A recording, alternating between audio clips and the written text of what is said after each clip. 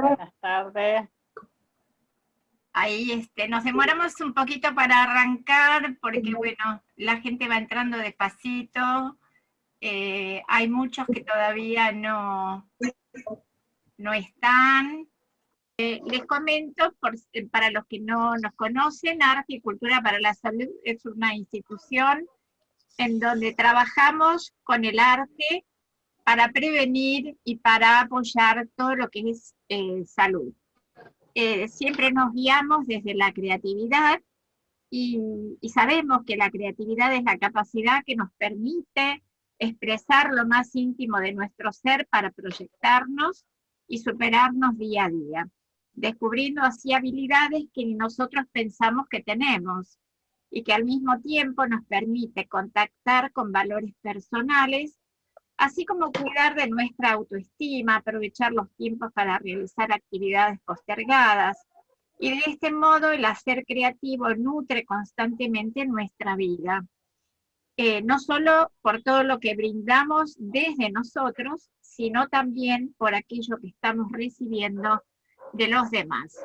Y bueno, le voy a pedir a la gente de mi equipo que está acá presente, que se presenten y que cuenten un poquito cortito, mientras ya estamos casi todos, ¿no? A ver, acá ahí estamos admitiendo. Rosana, ¿querés empezar vos? Te presentás cortito, después sigue Elsa. Sí, buenas tardes a todos. Yo soy Rosana Tobagliari, soy counselor, consultora psicológica y soy miembro de AICS, trabajo en la prevención y promoción de la salud mental, así que estoy participando de estos ciclos de charlas y también en cuanto a la prevención de la ansiedad. También tenemos fechas que podemos después pasarles por mail. Si quieren sumarse, pues son encuentros gratuitos. Vamos a seguir haciéndolos. Elsita Cabral. Soy Elsa Cabral, acompañante terapéutica, y estoy trabajando, colaborando con AICS con Norita desde hace muchos tiempos, y aprendiendo que esto del arte en sus distintas disciplinas nos ayudan a acompañar a los pacientes. Así que bueno, colaborando y escuchando todos los aprendizajes de todo este tiempo, que son todos muy buenos. Gracias. Bueno, Beatriz Sánchez, a ver. Hola, buenas tardes.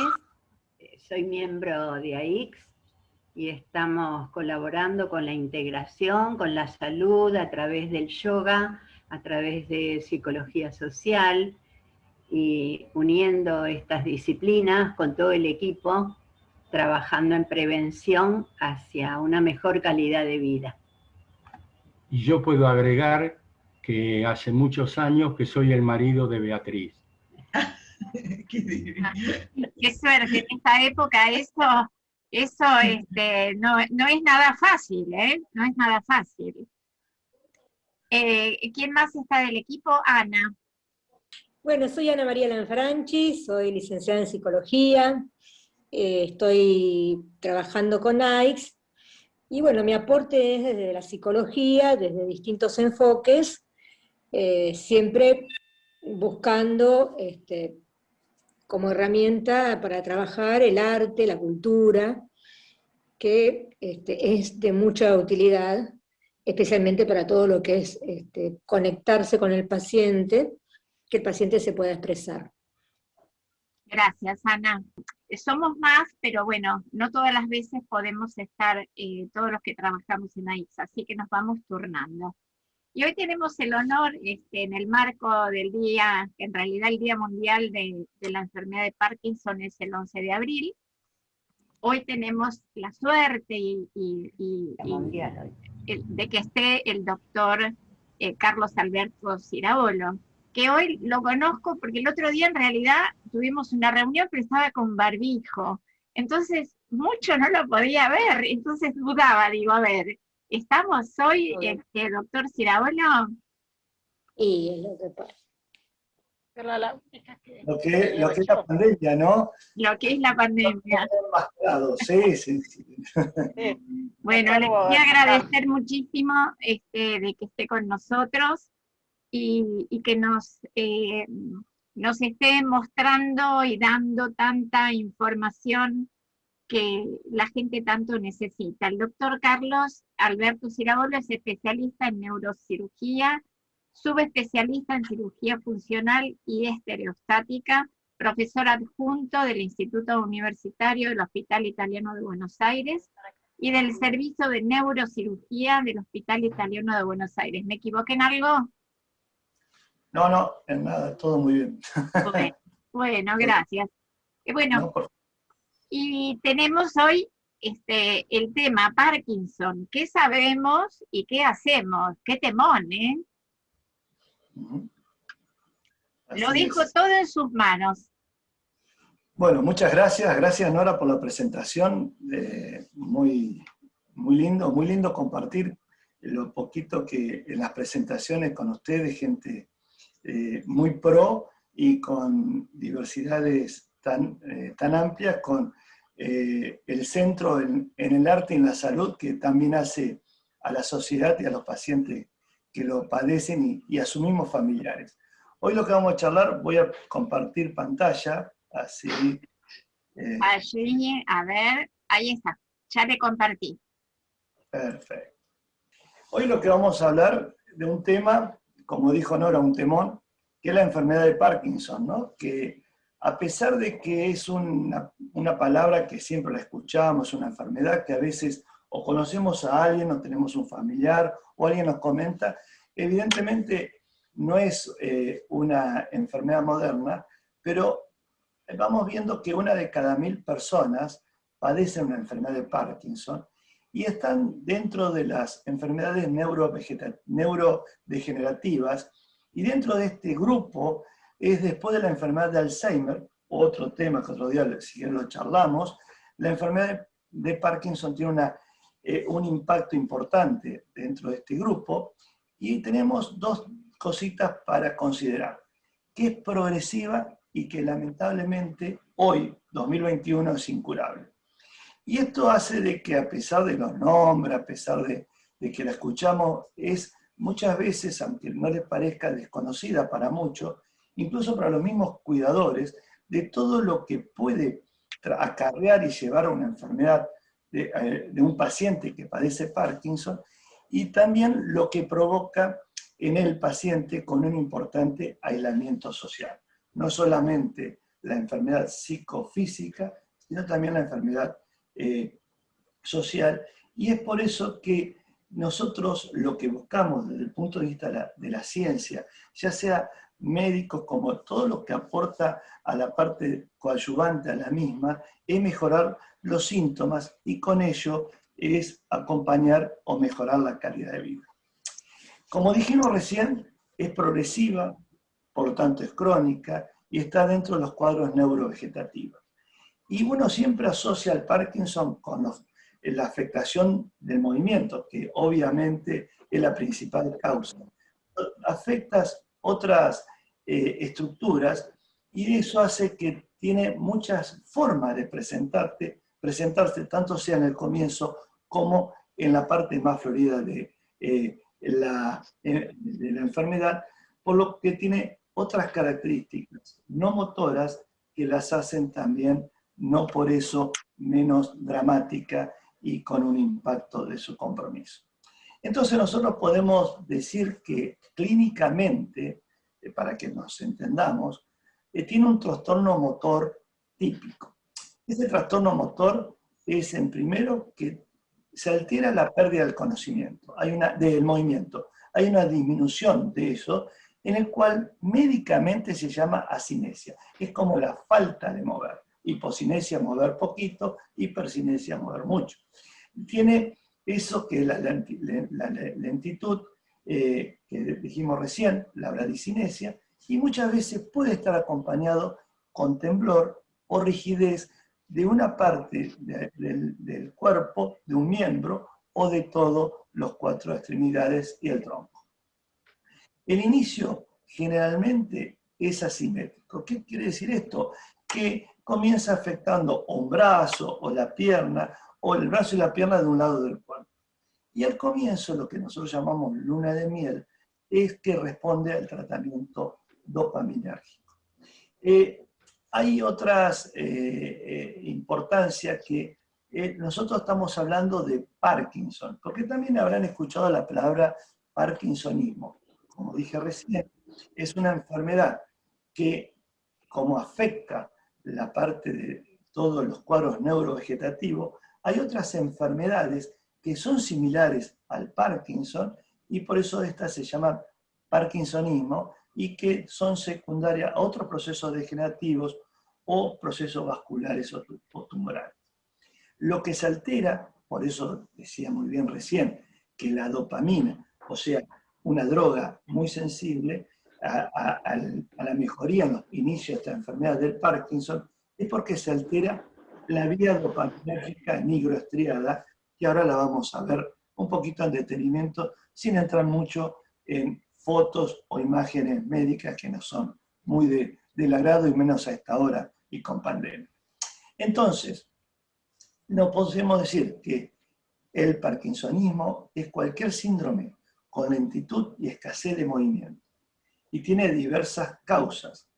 Una de ellas, cuando tiene estos elementos que dijimos, es la enfermedad de Parkinson. Y ustedes dirán, ¿qué impacto tiene la enfermedad de Parkinson y por qué hay que darle tanta importancia? Muchas veces, en lo que es, si nosotros tenemos distintas miradas, si tenemos una mirada psicológica o una mirada social, una mirada asistencial, y por qué no una mirada económica, y también de difusión, llámele de difusión médica, muchas veces tiene mayor ascendencia o mayor propaganda, podríamos decir, enfermedades no por eso menos dramáticas, como puede ser el cáncer de mama o el cáncer de colon. Y a veces en la salud se gasta mucho más en eso, porque por ahí tocan o muestran mala bandera de la enfermedad, y no se gasta tanto o no se toma una mirada en forma global de la enfermedad, de este caso de Parkinson, que fíjense que no es menor en los pacientes mayores de 60 años, afecta al 1 al 2%, o sea, la población es importante, y que a veces hay algunas ocasiones que trae un compromiso devastador en los pacientes más jóvenes, menores de 50 años, y que un 10%, como vemos, es hasta incluso antes de los 45 años. Afecta por igual. Acá no se salvan, como en otros casos, algún género. Afectan hombres o mujeres y no hay,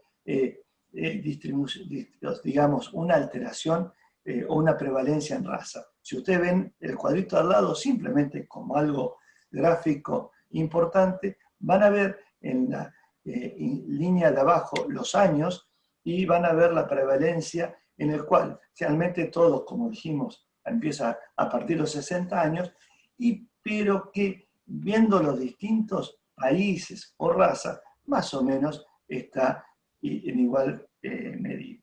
Y como es una enfermedad crónica y degenerativa, vamos a tener un problema, porque la gente vive más y todo, un problema que en el 2030, un problema si no lo resolvemos, no lo pensamos, en el 2030 aproximadamente se va a duplicar la cantidad de personas que padecen esta enfermedad. Y hay una cosita que, como decía hace un ratito, no es una enfermedad solamente de un gran impacto psicosocial, sino también para un país de un gran impacto económico. Los pacientes se consume por año entre $10.000 y $20.000 por paciente por año que padece Parkinson. Y en la Argentina, si bien, como saben, nos damos cuenta siempre, no somos muy apegados a las estadísticas, la epidemiología, aproximadamente, por extrapolación de otros países, tenemos 80.000 pacientes con enfermedad de Parkinson avanzada. Como dije recién, esto es un dibujito. Si ustedes ven Esto se llama el tronco cerebral, esto es la médula, y esto es el cerebro. Es simplemente para información que el tronco cerebral se llama tronco porque es el tronco de la vida, es lo que comunica el cerebro con la médula. Y en la copa de ese tronco está lo que se llama el encéfalo, en donde hay unas estructuras o unas células que segregan un neurotransmisor que es la dopamina, y esta estructura se llama sustancia nigra, que si comparamos, aquí es muy gráfico, entre una sustancia nigra normal con respecto a uno que padece Parkinson de autopsia, vemos que hay una total despigmentación o depoblación de estas células, que es el neurotransmisor esencial para la regulación del movimiento.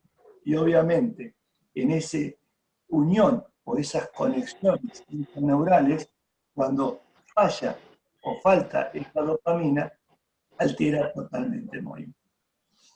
Hay también que muchas veces preguntan si podemos hacer algo, como toda enfermedad crónica, para cuidarnos, y se habla de factores de riesgo, factores protectores, factores ambientales. Los factores ambientales es que se ve que el estrés, como siempre, juega un papel importante en los países industrializados, con la interacción de determinados predisposición genética, serían las causas que puede producir enfermedad de Parkinson. Hay factores de riesgos.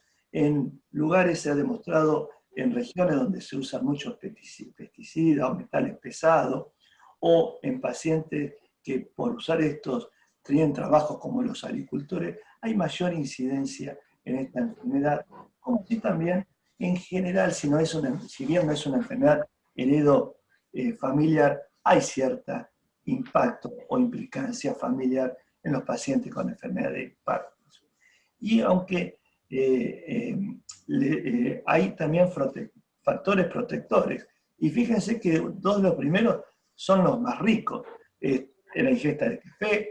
El café es un buen protector, y el tabaquismo. Es la primera vez que los médicos a veces no decimos nada con el tabaquismo, porque se ve que tiene cierta protección en la neurotransmisión que hablamos hace recientemente. Y también drogas antiinflamatorias, y como toda enfermedad, y más enfermedad crónica, el ejercicio físico, y agrego más el ejercicio mental, ya sea con estimulación cognitiva o estimulación de algunas hobbies o práctico arte, generalmente son factores predictores. Esto simplemente para ver que el Parkinson no empieza de golpe, sino que empieza a verse o a desarrollarse en años, y en el primer tiempo, en la etapa prediagnóstico, hay algunas situaciones, síntomas o signos que no se le da tanta importancia ni al paciente ni a las personas cercanas, pero tienen a veces alteración del sueño, a veces refieren cierta normalidad visual en el seguimiento de las cosas, hay cierto estado depresivo, hay un trastorno en el olfato, hay un mejoramiento de menor praxia desde el punto de vista mental, hay trastornos vegetativos como constipación, disfunciones del punto de vista como hipotensión o disfunciones de origen urogenital. Un segundito, por favor. Un segundito que, como estoy acá en el hospital, les pido... ¿Bien? Sí. Bilateral. No, nada. Perdónenme que justo era una... Y después, a medida que va avanzando esta enfermedad, que ahí sí empiezan a verse estados, signos y síntomas más claros, pequeños temblores, rigidez, que no tenga una respuesta normal al dolor, y ya en la etapa más avanzada, es lo que muchas veces ustedes conocen, pacientes están muy rígidos, le cuesta moverse, o se mueven muy alocadamente, muy descoordinadamente, tienen trastornos posturales muy terribles, no pueden caminar, quedan como frisados, se llaman freeze, queda como congelado en el pie, y hay también alteraciones desde el punto de vista psiquiátrico.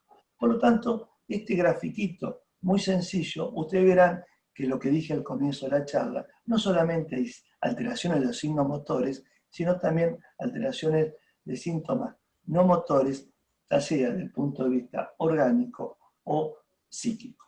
Entonces, evidentemente, tiene múltiples lugares de impacto que van desde la parte sensitiva, conductual, cognitiva, motor, o sea que es una enfermedad global. Y uno siempre cuando piensa en el Parkinson, cree que el Parkinson es solamente un trastorno del movimiento. Entonces, vemos que los síntomas, para hacerlo bien gráfico y bien claro, es que a nivel motor, todo lo que venimos charlando hasta aquí, hay cambios posturales, el paciente se va hacia adelante, tiene a nivel de reposo temblor, generalmente en un solo brazo, tiene dificultad para escribir porque hay alteraciones motoras, tienen cambios en la movilidad, se hacen más lentos o quedan como fijos en el piso o tienen mucha rigidez, y también eso conlleva a otros síntomas no motores, como lo que venimos diciendo, cambios de sueño, dolores difusos, cambios vegetativos de la presión, del ritmo evacuatorio, etc., que hace que todo esto nos lleve a tener, a medida que va avanzando, más elementos, más floridos, y hace de que uno puede tener con exactitud el diagnóstico de enfermedad de Parkinson. Y a pesar de esto, de los avances, de la tecnología, de la medicina y todo, es hasta ahora que solamente nosotros diagnosticamos el Parkinson con lo que veníamos charlando hasta ahora, solamente con los criterios clínicos. Es que uno a veces, evidenciando elementos y descartando otros, hace un diagnóstico de la enfermedad. Entonces, nosotros podemos decir que podemos dividir por ese cuadrito y la evolución y la cronicidad el Parkinson en tres fases.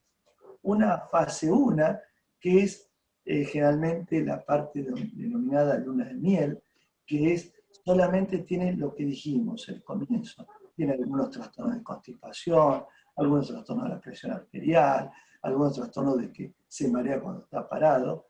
Y luego viene a la fase 2, cuando ya empieza a ser florido y evidenciado el Parkinson, con gran elemento o impacto a nivel motor, que se ve más identificado cuando toma medicación o cuando ya la medicación deja de tener su efecto, y es con los elementos que llamamos on y off.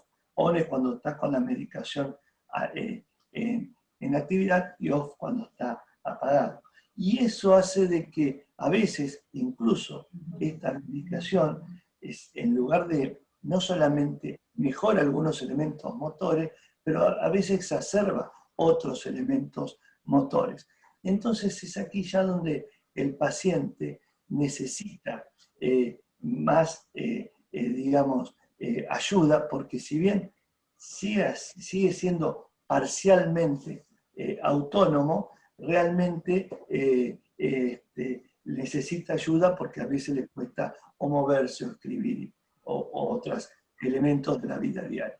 Y ya en la fase 3, cuando ya afectaba, como vieron en el cuadro, ya bien claro el movimiento, la esfera psíquica y todo, realmente el paciente es totalmente dependiente de las actividades diarias y de su vida en total. O sea, es un paciente en el cual es una enfermedad de una connotación personal y del entorno muy, muy desagradable y muy, digamos, relevante. El tratamiento que vamos a hacer depende como todo. Si vimos que tenemos, de acuerdo en dónde en esa ola de la enfermedad agarramos al paciente, y también de otros factores, como la edad, si tiene o no acción o tolerancia a determinados medicamentos, y también en paciente verlo en su totalidad para ver cuáles son las expectativas que podemos brindarle nosotros, de acuerdo a este examen clínico, sobre la evolución de la enfermedad, si el paciente la comprenda y cómo vamos a poder ayudarlo para que transite lo mejor posible esa enfermedad. Y aquí es que este tratamiento, la semana que viene lo vamos a hablar con mayor detenimiento, puede ser farmacológico y no farmacológico, que es todos los elementos que ayudan, que decíamos, de contención y coadyuvante para el paciente, como la atención psicológica, fundamental, la parte psicosocial es fundamental, eso va acompañado de terapia ocupacional, a todos los tratamientos de fisioterapia, a ejercicios, personal trainer, etc. Y toda terapia, podríamos llamarle alternativa, vienen todas bien, reflexología, musicoterapia, yoga, etc. Y luego de eso, ya cuando los pacientes, dijimos, no se cura, uno puede empezar a ayudar a esas, y cuando las estrategias o los fármacos y todos los otros tratamientos que hablamos recién, o estas estratégicas no farmacológicas fallan, podemos contar con el tratamiento invasivo, que es la cirugía de la enfermedad de Parkinson, que es solamente para tratar los problemas motores del paciente. Y como es una enfermedad que está dentro de una bolsa grande de neurovegetativas, evidentemente, en ello está también el Alzheimer, las terapias de investigación cada vez son mayores, pero lamentablemente por ahora podemos decir un poco infructuosas. Entonces, hoy dijimos al comienzo de la charla, hicimos una broma de todo lo que nos compete, nos pasa a nosotros, que estamos todos medio mal con esta pandemia, que no sabemos por qué empezó, no sabemos cómo se comporta y no sabemos cuándo termina, ¿no? Y entonces el paciente de Parkinson también está dentro de esta sociedad, y uno tiene que saber si la enfermedad o la pandemia de COVID va a tener impacto no a largo plazo en los pacientes con Parkinson, y que sabemos que si bien no tiene una relación clara entre el COVID y el Parkinson, como ustedes han escuchado y ven, impacta el COVID en adultos mayores, y justamente la población mayor que es de riesgo es la población más susceptible a tener esta enfermedad de Parkinson. Pero la experiencia, no en nuestro país, sino en otro lugar, como el norte de Italia, evidenció que los pacientes con Parkinson están en el mismo riesgo que cualquier población de la misma edad dentro de la que está dentro de la pandemia. Y la mortalidad tampoco se vio que pacientes que padecen de Parkinson y COVID sea muy distinta a las estadísticas actuales. Pero claro, el sistema inmune de los pacientes con Parkinson están intactos, no tiene un problema inmunológico, tiene un problema degenerativo. Por eso es que el Parkinson con el COVID no afecta mucho, pero sí hace de que un paciente con Parkinson que está con ciertos cuadros depresivos, ciertos problemas de movimiento, que está menos nutrido, obviamente en una internación prolongada como un COVID va a tener un poquito más impacto que otros pacientes, como también es lo mismo pensar que por todo este elemento de tener menos compromiso o impacto de enfermedad, puede ser más susceptible a algún compromiso de enfermedad pulmonar. Pero evidentemente no hay nada que dice que el paciente con Parkinson tenga que ser dentro de los factores de riesgo para el COVID. Entonces, es simplemente un datito porque a veces muchos pacientes con Parkinson están asustados o no saben si su enfermedad está dentro de los factores de riesgo de COVID. Lo que sí hay que siempre hacerle entender que en esta pandemia, si ya el Parkinson aislaba y se autoaislaba, en esta pandemia los pacientes se pueden ver más aislados o menos ayudados o contemplados en su enfermedad.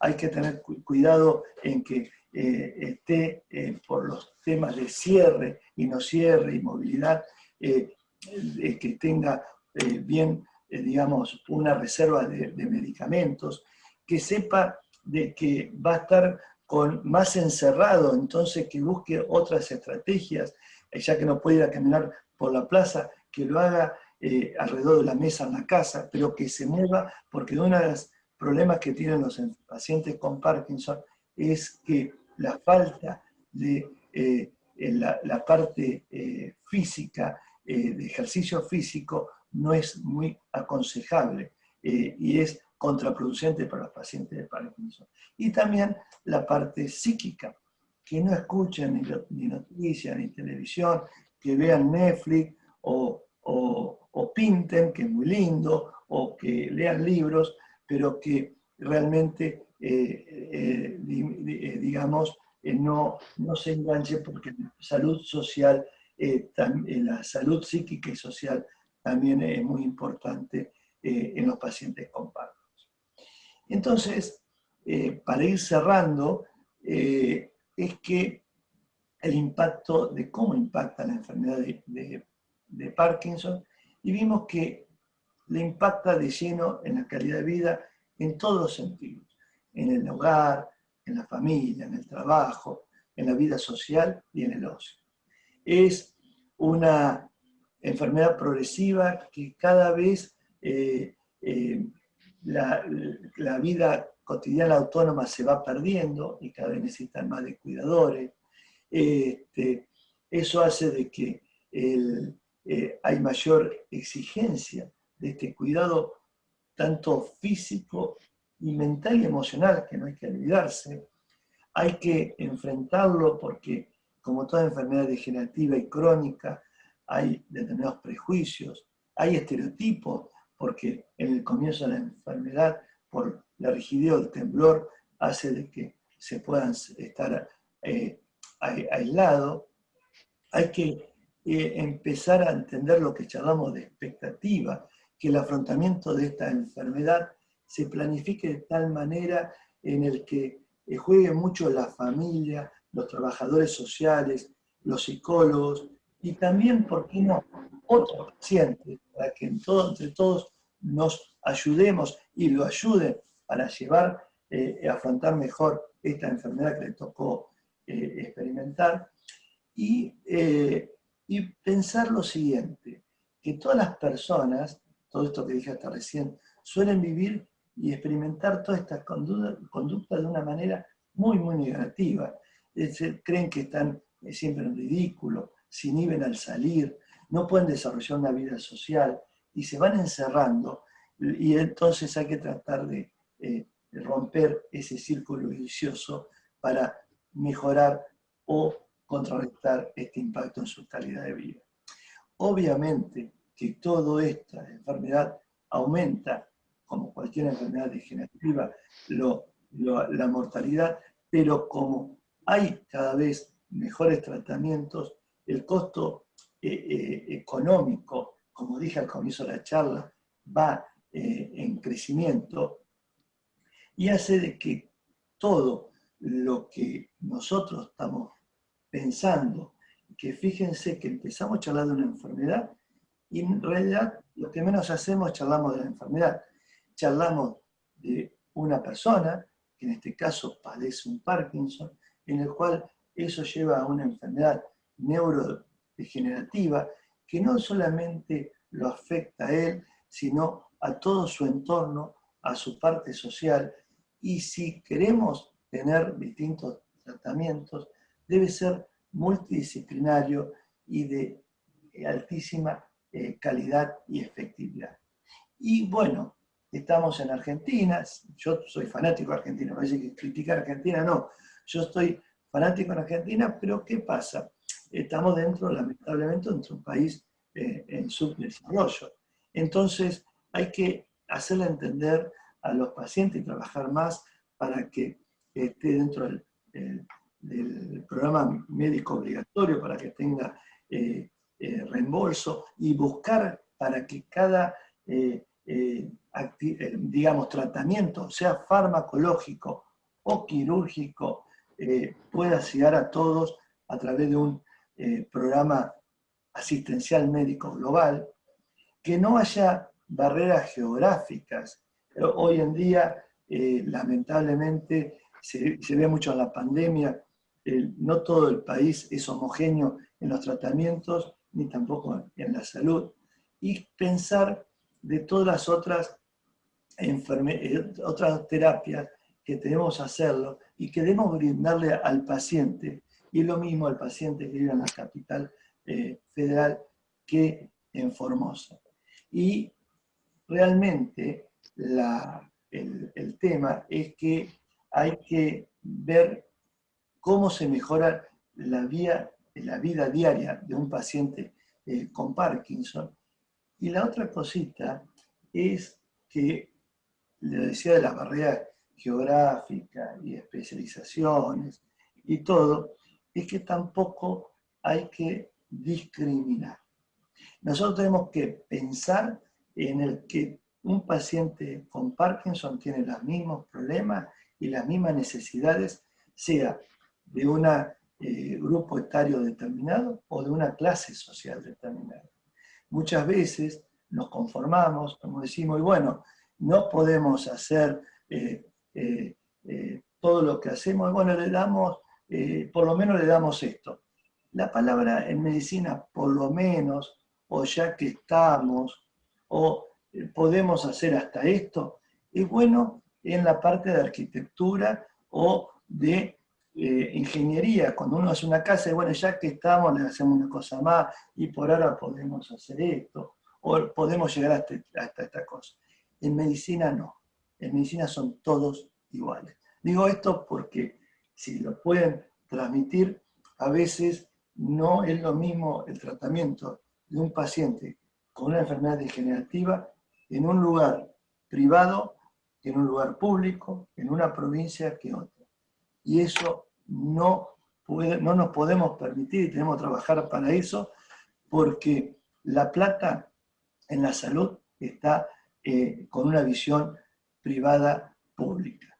Así que era simplemente contarles. Ahora, obviamente, empezamos en las charlas y preguntas y a disposición, pero quiero ante todo presentarle el grupo más chiquito, porque somos un grupo de más de 35 personas en el hospital italiano, que estamos en este derroteo y en esta pasión de trabajar en el tratamiento de la enfermedad de Parkinson.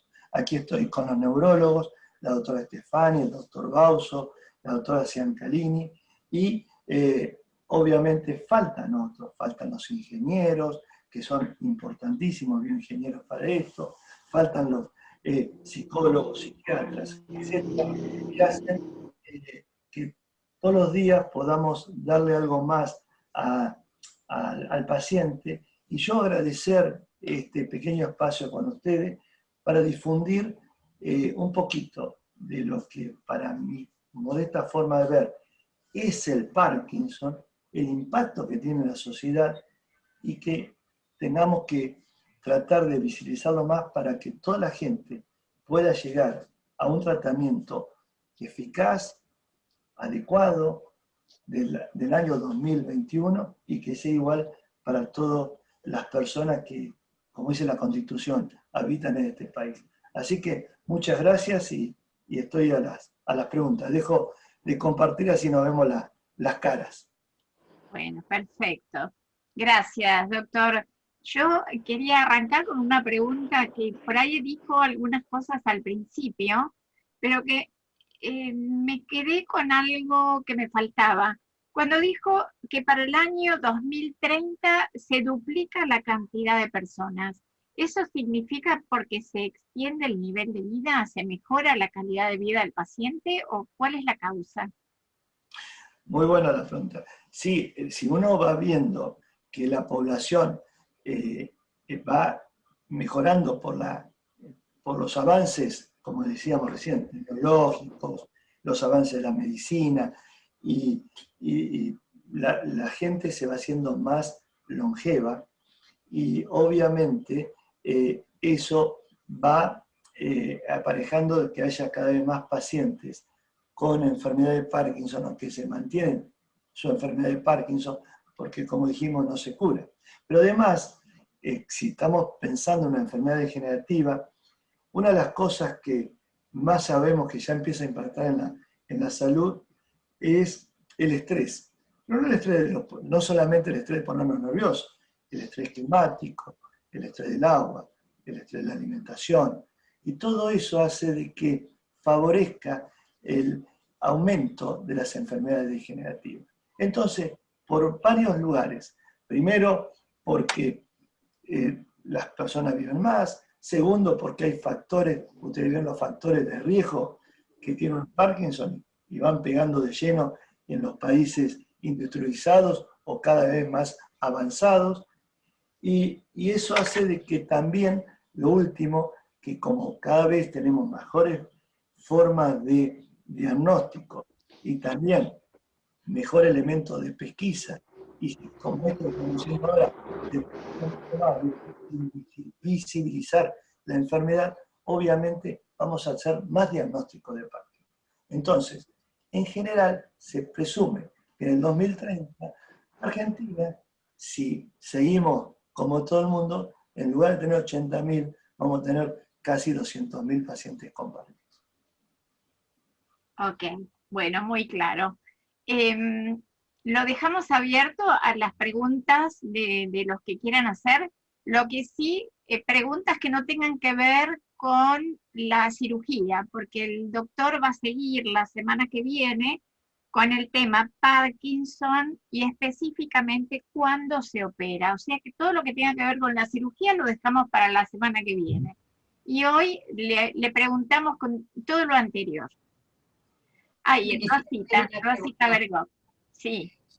Le quería hacer una pregunta, doctor, y es desde el punto de vista de la farmacología, del tratamiento farmacológico.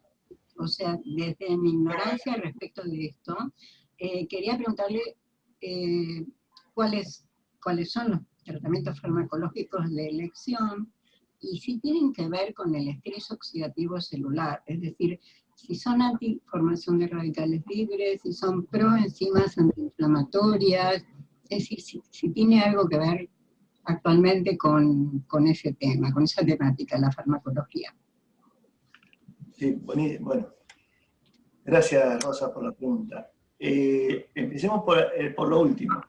Último, a veces nosotros creemos que lo mejor que hacemos los médicos es cuando no se sabe o no hay evidencia médica, no hablar. Simplemente podemos decir, y ahora sí uso la palabra muy enfática, presumimos que todo, si es una enfermedad degenerativa, evidentemente los radicales libres, los factores oxidativos y todo tienen que tener mucho impacto, pero todavía no hay una evidencia de que enfermedades de fármacos que estén como primer línea de tratamiento para contrarrestar radicales libres o antioxidativos o dieta sea la elección.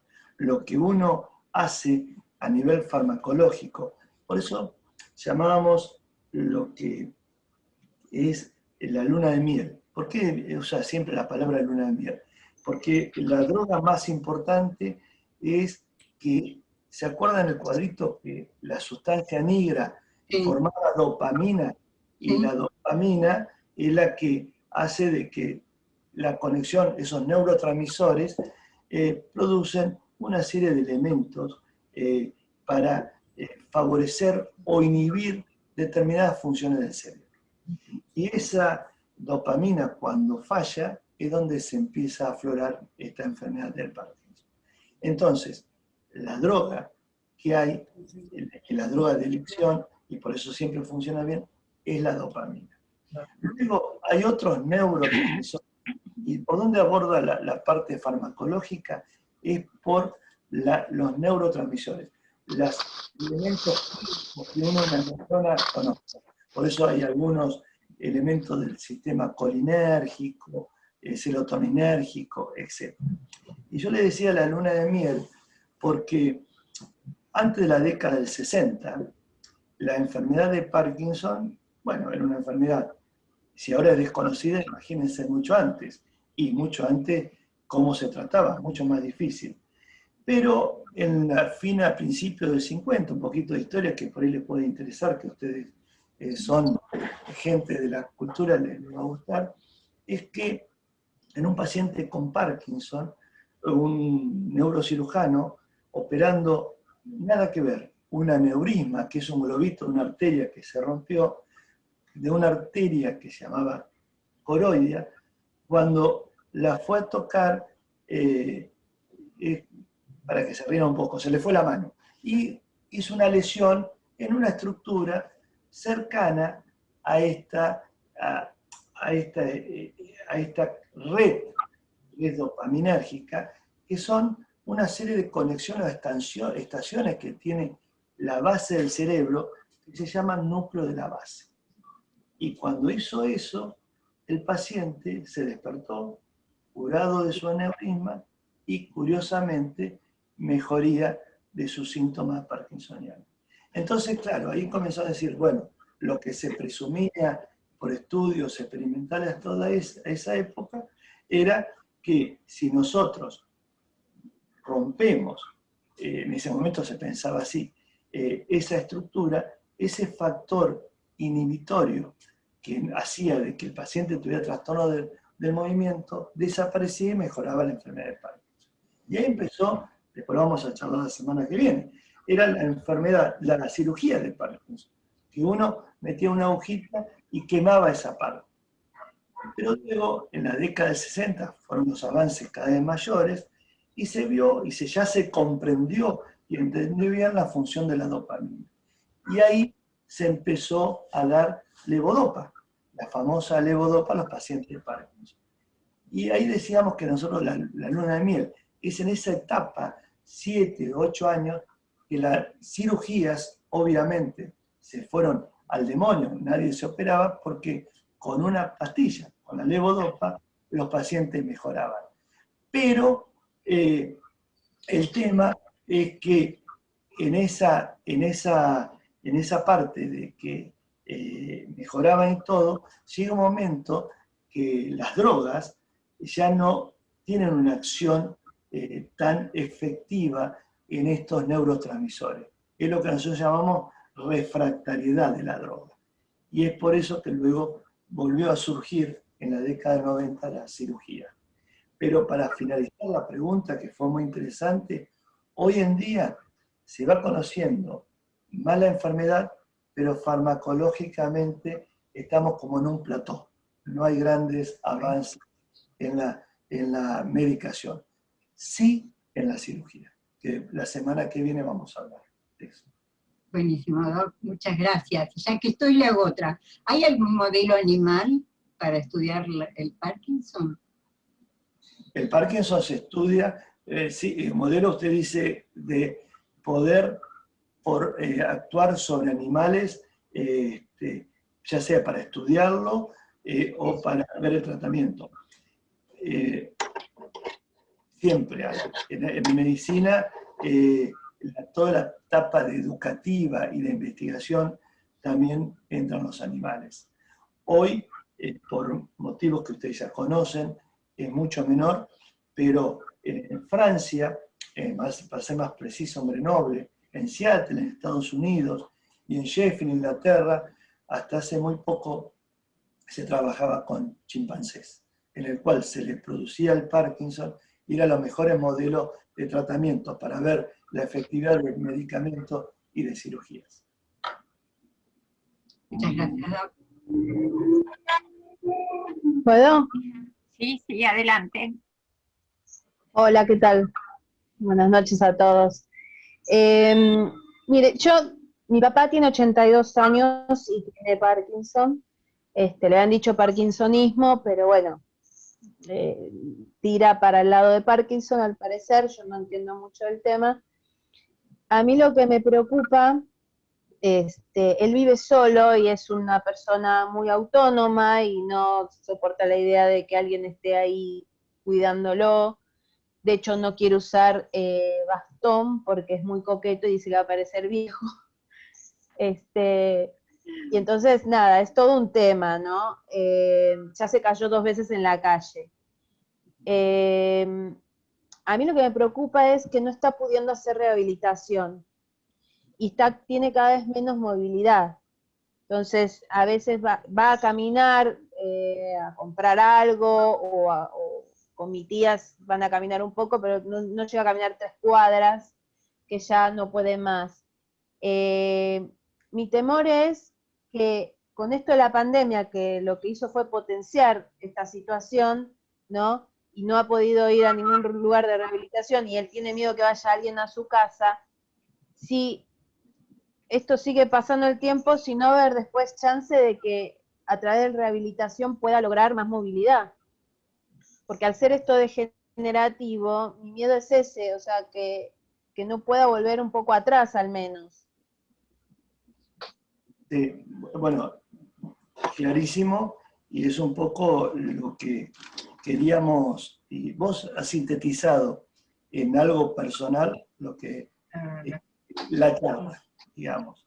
La charla, vos fíjate que tu padre lucha porque se nota, como el paciente de Parkinson, que va perdiendo automatismo o autonomía.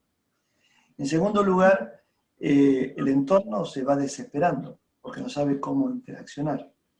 Y la contención, digamos, se va quedando atrás porque tampoco hay una estrategia de contención.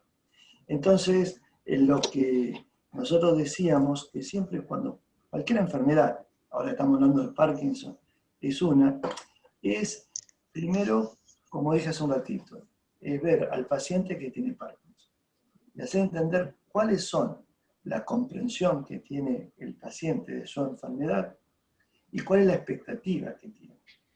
Tanto sea de cómo sobrellevar la enfermedad y la expectativa de querer o no mejorar. ¿Para qué? Para que todos los que están al lado vayan acompañando mejor. Hoy tenemos tecnología. Lo que vos decís, yo venía haciendo hincapié que una de las cosas más importantes, si es un problema motor, y nosotros no le estimulamos la parte motora, cada vez va a estar peor. Entonces, hay fomentar, por ejemplo, el hospital lo tiene, pero no es el único hospital italiano, hay otros más, fomentar a través de la telemedicina, gimnasia, la telemedicina, acompañamiento social, etcétera, y ver cómo, entre distintas formas, y por eso hago hincapié en la expectativa y en la comprensión del paciente, nosotros le podemos potenciar lo poco o mucho que tiene de su contexto o su estructura anatómica o funcional y cómo podemos contrarrestar para que no sea tan evidente los problemas de su enfermedad. Por eso Claro. es importante ver cómo empezamos. Aquí, me parece a mí, es devolverte a vos para contenerte a vos. Primero, para que podamos ayudar a tu padre. O sea, bueno, a ver, ¿por qué no hace kinesiología a tu padre? ¿Por qué no hace gimnasia a tu padre? Puede ser porque... Él empezó a hacer, lo que pasa que en este caso el contexto no ayuda y el temor a que ser un paciente de riesgo, entonces, ¿qué es más riesgo, no? Que no haga rehabilitación o que vaya y se exponga, pero sí lo haga, ¿no? O sea, ese es el punto. Por eso te decía, ¿Por qué no lo hace? Puede ser porque sea negativo, que no es el caso. Entonces, si no es el caso, es empezar a ver y cómo contrarrestamos todos los problemas. Las pandemias a veces también hacen de que se ponga más evidencia la problemática que hay. En este caso, un Parkinson.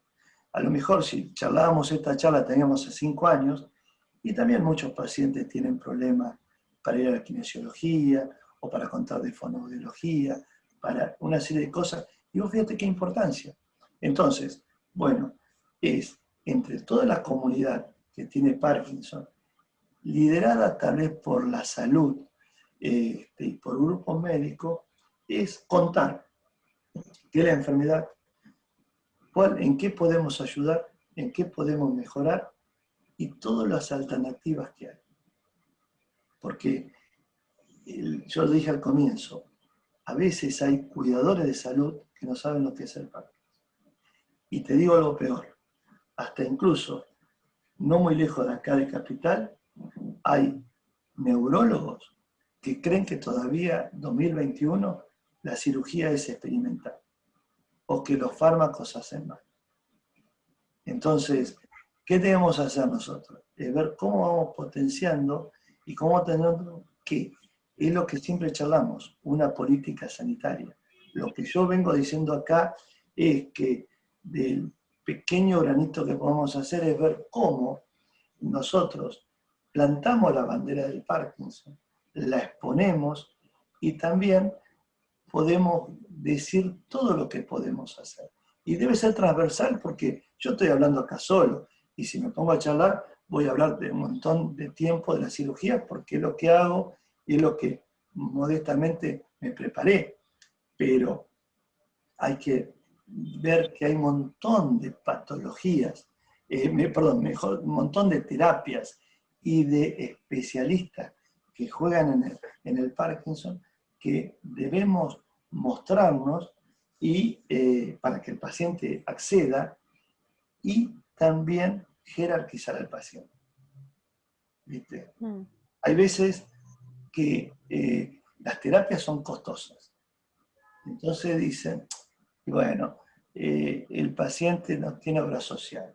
Y bueno, ya que no tiene obra social, pobre, no podemos que gaste plata, no tiene plata. Y ya que está, como decía hace un rato, le hacemos esto más o menos. ¿Y por qué? ¿Por qué vas a hacer eso?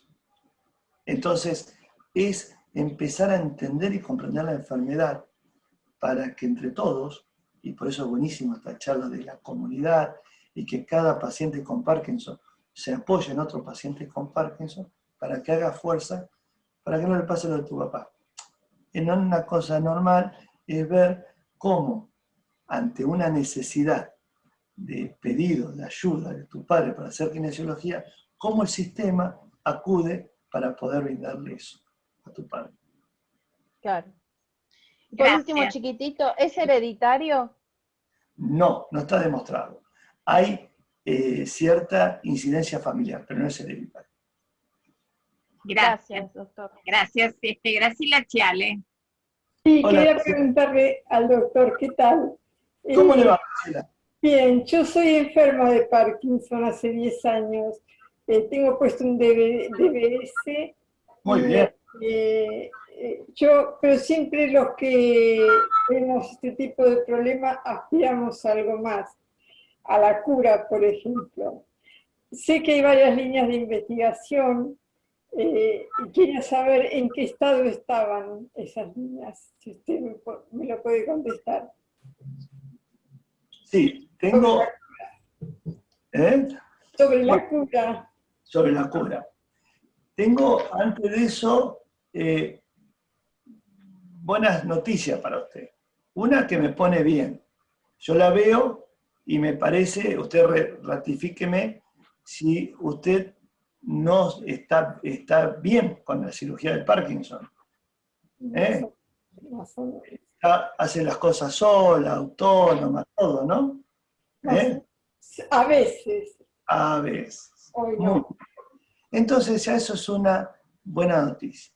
Que la medicina y usted es el ejemplo clásico, claro, empieza a dar respuestas a los pacientes que tienen Parkinson. Y la segunda buena noticia es que usted tiene un aparatito ahí colocado, que es una pila, un generador, como un marcapaso. Usted no sabe, yo siempre le hago un ejemplo. Si hace 30 años, acá hay algunos hombres que me van a entender, escuchamos el partido por una radio de 30 por 30 centímetros y ahora la escuchamos con un audífono inalámbrico, significa que se ha avanzado mucho en la tecnología. Entonces, también se está avanzando muchísimo en la tecnología que usted tiene.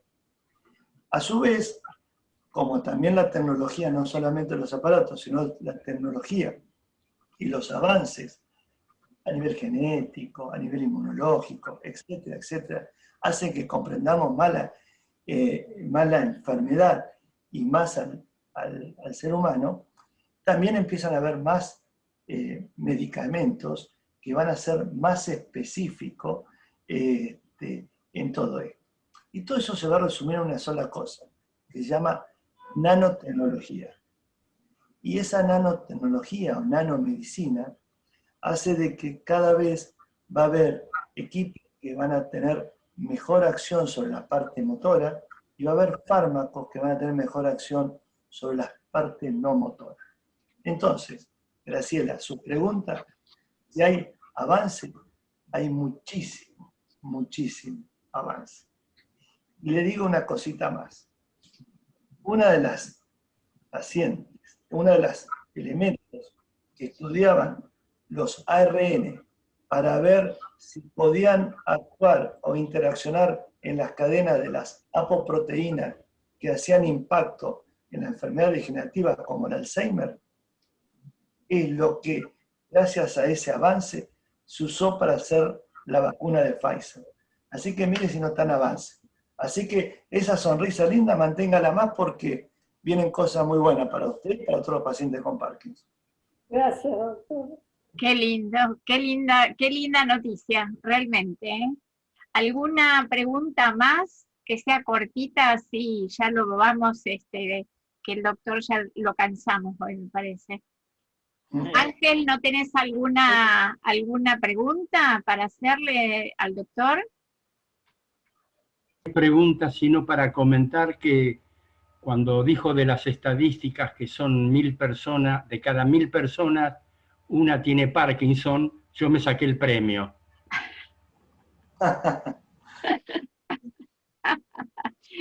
Viste, muy buena la ironía que decís, ¿ves? Y bueno, hay que vivirlo de esa manera, con buena onda.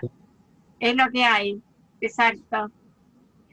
Bueno, yo como para ir cerrando, también quiero mostrarles que con AIX también tenemos algo preparado para ofrecerles. Les voy a compartir ahora un poquito en la pantalla un flyer que tengo, que tiene que ver con lo que podemos hacer también. Tenemos preparado un taller de arte que se llama Vivir en Plenitud, y que es un taller semanal orientado a la tercera edad y a pacientes con distintas patologías, cuidadores y familiares, y utilizamos el arte como herramienta, con una propuesta orientada a favorecer la comunicación y el entendimiento, abordado desde un marco teórico práctico para una mejor calidad de vida del paciente y su entorno. No es solamente del paciente, es del paciente y su entorno, y para compartirlo también si pueden, porque a veces, más de una vez nos ha pasado que las personas mayores no pueden conectarse porque con internet tienen problemáticas, pero bueno, es una buena opción para compartir con los nietos o con los hijos en algún momento que ustedes puedan hacerlo. Y eso se puede llegar a trabajar individualmente o se pueden trabajar en grupos reducidos. Así que los que tengan interés solamente nos mandan un email y yo les voy a pasar a todos la información. Muchas gracias, Nora. No, por favor, gracias a usted, doctor Ciraolo. Y bueno, nos vemos el jueves próximo con el tema específicamente de lo que es la cirugía. Parkinson, ¿cuándo se opera? Muchas gracias. Muchas gracias al resto de los participantes. Y bueno, nos vemos el jueves que viene, que me encantó compartir este momento con ustedes. Así que el jueves vamos a charlar de algo que, digamos, es lo que decía hace un ratito, me apasiona, que es la cirugía del Parkinson. Y van a ver... Yo quería hablar una palabrita. Yo soy la mamá de Alegre Verónica Romina, que la había operado, que tiene un electroestimulador cerebral, vio en el hospital de clínica. La doctora Raina es la doctora de nosotros. Y otra cosa más, hace poco tiempo también mi marido le empezó un año más o menos con Parkinson, vio un temblor del brazo izquierdo. Y por eso a mí me interesó cuando vi que Nicolás, el técnico, vio de estimulador cerebral. En el estado lo vi y ahí me enganché yo. Esos comentarios le quería decir. Y a mi marido le está medicando con Madopar. Sí, ese le recetaron los neurólogos. ¿Está bien medicado así, doctor? Totalmente. Más por sí, bueno, sí. Muchísimas gracias, porque yo antes lo veía y nosotros cuando íbamos a la consulta Así que a mi marido veo el temblor, es un temblor, no es rigidez lo que tiene en el brazo. Sí. Un temblor, el brazo izquierdo. Y ahora con este medicamento bastante tranqui se puso. Por eso. La banda anda un tiempo bien y es lo que uno busca con los fármacos. Sí, ¿no? Seguro. Porque esa no es la solución del todo, ¿no es cierto, doctor? Seguro. Y bueno, Seguro. Es así. Bueno, muchísimas, me alegro porque yo me enganché por eso, vio que le quería hacer esos comentarios, contarlo, ¿vio? Muchas gracias, y fue muy gracias a usted, pues yo le conozco, veo que antes cuando iba en el hospital de clínica, una vez salí corriendo atrás de usted para hacerle una pregunta. Y ahora sigo con la doctora Raina ahí en el tema de Verónica Alegre. Sí. Mi hija, acá está. Hola. Saludale al doctor. No, espera. Auricular. Espera. Que le vamos a poner un poco al doctor. Ahí. Espera. Ahí, escucha. Sí. Bueno. Hola. ¿Cómo andamos, Vero? ¿Bien? Bien, doctor. Tanto tiempo. Tanto tiempo, ¿viste? Sí. Andamos... No veo la cámara, ¿no? ¿Y dónde estás viviendo ahora?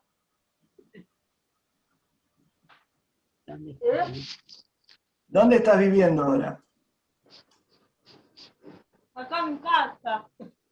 Muy bien. Estoy encerrada. Vamos a ver cómo lo sacamos. Cuidando. Muy bien. La pandemia. Muy bien, hay que cuidarse con la pandemia, hay que cuidarse mucho. Momentos muy especiales. Sí. Qué bueno verte, doctor. Igualmente, me encanta mucho. Bárbaro. Nos Gracias. vemos. No, por favor, un beso grande. Bueno, ya le entretuvimos un poco, doctor. Así, no, por favor. Porque le quería saludar, porque nosotros, claro, le conocemos. Hacemos a la consulta. Y claro, ahora hace como un año que no tiene más control del electrodo, porque yo había hablado con Nicolás, pero me dijo, vamos a esperar un poquito más, y con la doctora así por teléfono. Claro, es lo que charlamos. Muchas veces por teleconsulta se puede controlar. Sí, pero ella sigue igual, menos medicamentos de lo que tomaba, sí. Claro. Después de la cirugía que tuvo en el 2013, en el 2013, tuvo la cirugía ella el electroestimulador cerebral. Así que siempre nos cargamos a 2 días, más o menos. Nunca quedamos sin batería, hasta ahora. Hasta ahora venimos bien. Sí, hasta ahora sí. Ella sola nomás ya se acuerda y ya. ¿Qué va a hacer? Como un celular andamos. Me parece muy bien, me parece muy bien. Pero de lo que tomaba como un montón de Lioresal, se tomaba como 8 por día, ahora 2 por día, el Neurontin 2 por día y el Valium de que viene, o sea, 2 por día. Claro. A mitad de eso tomamos ahora, doctor. Total. Bueno, no le entretengo más ya. Muchas gracias. Gracias. Sí, doctor. No, gracias a ustedes. Yo, la verdad, cuando vi eso, lo vi en el estado, vio que se llama Artemio de Nicolás, y enseguida me enganché, vio, para anotarme. Claro. Y según que corrió por Nicolás, es fachero Nicolás. Usted corrió no por mí, por Nicolás. No, pero es buenísimo. A nosotros, ¿cuántas veces? Siempre le hincho yo. A la vez pasada no me andaba el cargador, vio, del electrodo, y me desesperé de dónde iba a ir. Y me dijo, abrilo ahí, y era una pavada, gracias a Dios, porque hasta que consiga, porque estamos por pan, y yo, muy difícil cada vez más. Cuando tenía obra social, todavía la obra social, bueno, le lloró un poco, había conseguido, ¿vio? Pero por PAMI hay que empezar no sé cuántos años antes. Total. Pero me dijo que puedo estirar ese hasta 2027, según como Nicolás. Sí. Bueno, un gusto, y muchísimas gracias. Un gusto. Sí, gracias a todos. Gracias. Chao. Chao. Bueno, doctor, muchísimas gracias. Y nos vamos despidiendo hasta el jueves que viene. Muchísimas gracias a todos por estar, porque si no estuvieran todos para escuchar, el doctor no tendría a quién hablar, ¿no? Así que bueno. No.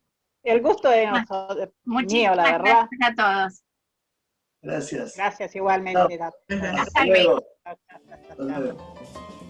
Nuestro empeño es promover y desarrollar proyectos que nos lleven a una integración social y productiva para generar cambios de actitud y facilitar espacios de intercambio cultural, social y pedagógico.